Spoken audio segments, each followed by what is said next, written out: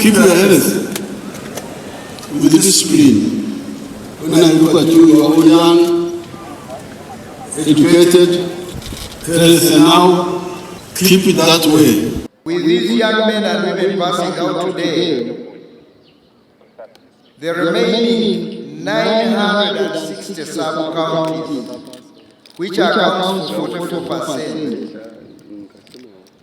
in the 9 policing regions, will be operationalized with 8,200, and that is 82% said to be deployed. I'm glad, Your Excellency, that the numbers that we are presenting here and in Ikafe are going to make the Uganda police move a heavy mileage in as far as actualizing the sub-county policing model is concerned.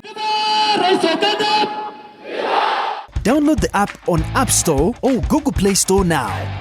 Vision Digital Experience, the future of media.